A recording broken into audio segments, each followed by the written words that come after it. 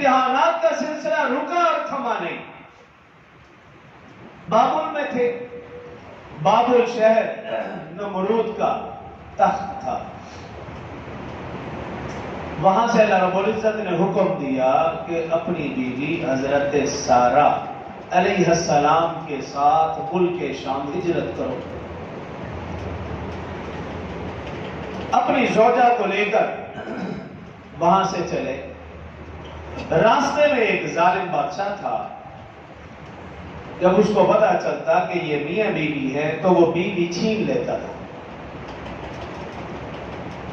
اب راستہ بھی وہی، گزرنا بھی وہاں سے، ابراہیم علیہ السلام اپنی اہلیہ کو لے کر جا رہے، اور پھر وہی ہوا، بادشاہ کے قریب پہنچے تو بادشاہ نے پوچھا بھی کون ہے؟ اب اگر بتاتے ہیں کہ یہ اہلیہ ہے تو وہ بادشاہ چھین لے گا، اب اگر کچھ اور بولتے ہیں تو وہ جھوٹ تصور ہوگا، لیکن انہوں نے جو لفظ استعمال کیا وہ تولیہ اس کو کہا جاتا ہے، وہ یہ کہ آپ نے کہا کہ یہ میری بہن ہے۔ بادشاہ نے سمجھا حقیقی بہن، لیکن ابراہیم علیہ السلام کی مراد حقیقی بہن نہیں، دینی مذہبی اور اسلامی بہن۔ قرآن پاک کی آیت ہے انما المؤمنون اخوہ، تمام مومن آپس میں بھائی ہیں۔ حدیث مبارکہ میں المسلم اخو المسلم، تمام مسلمان آپس میں بھائی بھائی ہیں، یا یوں سمجھ لیجئے کہ بہن بھائی ہیں۔ پہلے رشتہ بہن بھائی کا ہے، بعد میں وہ ماں ہے، بعد میں وہ بیوی ہے، بعد میں وہ بیٹی ہے۔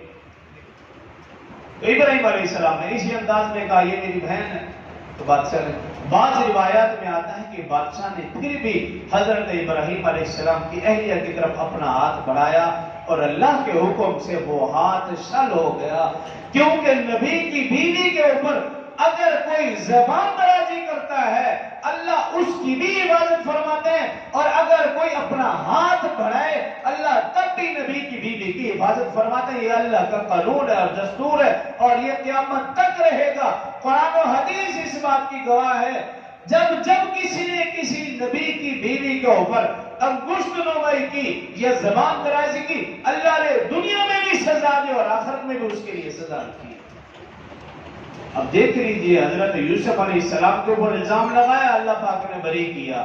رسول اللہ صلی اللہ علیہ وسلم کی زوجہ اما عائشہ صدیقہ رضی اللہ عنہ کے اوپر منافقین میں تہمت لگ گئی، منافقین نے، مسلمان سوچ نہیں سکتا، مومن سوچ نہیں سکتا، منافقین نے تہمت لگ گئی، اور قیامت تک منافقین اب بھی تہمت لگاتے رہیں گے، اور اللہ ان کی شکلیں دنیا میں بھی بگاڑتے رہیں گے، اور جب وہ مریں گے تب بھی ان کی شکلیں بھی اور ان کی نسلیں بھی بگڑی ہوگی۔ تو حضرت اما عائشہ صدیقہ رضی اللہ عنہ پر تہمت لگ گئی، اللہ نے قرآن میں ان کی پاک دامنی بیان فرما دی۔